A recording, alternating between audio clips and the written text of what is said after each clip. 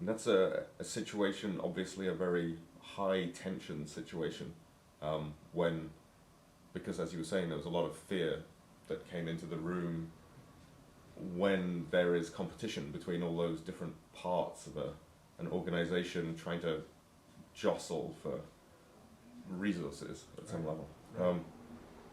So how do you find that working in high conflict situation, is that something that you like to do? You had to get that conflict piece in there, right? So conflict is good. Conflict is good. Or you know, I think it was O Sensei, the founder of Aikido, said conflict is either good or bad, it just is, you know. And I like, when I'm talking to people about conflict, I'll say, how many people here are married or in a committed relationship? And I get a lot of people raising their hands. I'll say, now how many of you have relationships that are conflict free? And I've yet to see anybody raise their hand for that one. So conflict is a very creative and necessary part of life, and it does not have to be bad. It can be bad if we've had bad modeling, you know, which almost everyone I know did, and I certainly had bad modeling growing up. You know, it took a long time to find ways to work this.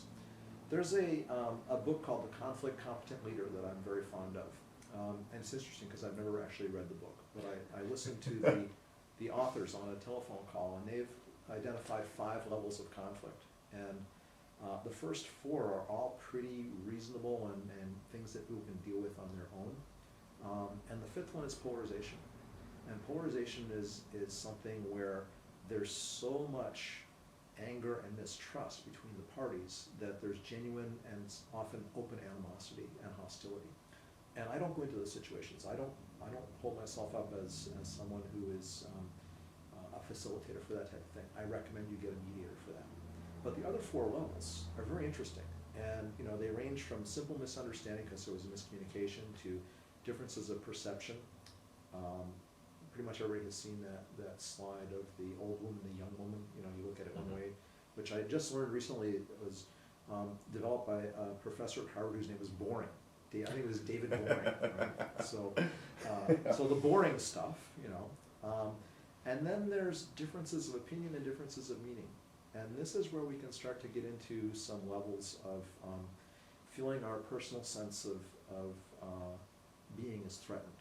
And so that comes into what I call doing inner homework realm of why is it that I'm so attached to this position, that when I sit with someone who's got a different position, that I can't allow myself to open up and really listen to what they have to say. This is a significant step in personal development and in maturation to be able to do this. I was recently at sadly I was at a memorial event for a friend of mine who passed away last year, and he sat on the Water District Board, and he was a member of the Sierra Club, and everyone who spoke about him at his memorial service said, you know, he was one of the most open-minded people I ever met. He never compromised his stand around his values and his dedication to keeping the Water District green and healthy, but he would come to meetings and he'd say, I don't actually know at the moment where I stand on the desalinization plant. And he would listen to people talk, and he'd say, this has been great. As a result of the information today, I've changed my position. I am now more in favor or less in favor of whatever it might be. And to a person, all of his colleagues said they wish that they could be more like that.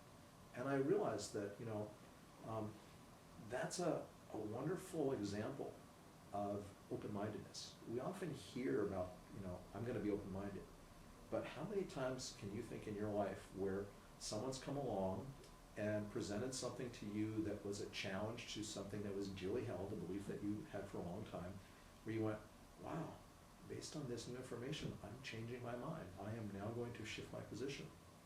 And the amazing liberation that comes from that, of being able to say, I have changed my mind based on new information. Our political system here in the US is not very open to that. They tend to call you a flip-flopper or a waffler if you do that. And yet, if you're going to be innovative and creative and generative, it's kind of a prerequisite. So I'm kind of getting away from your thing about conflict, but I like to reframe conflict as someone is holding another piece of the puzzle for you. And the more you can open up and see that the larger puzzle, the more effective you can be. And we often get very attached to our position because it might come with some perks, some power, some benefits or something. And so there can be a threat.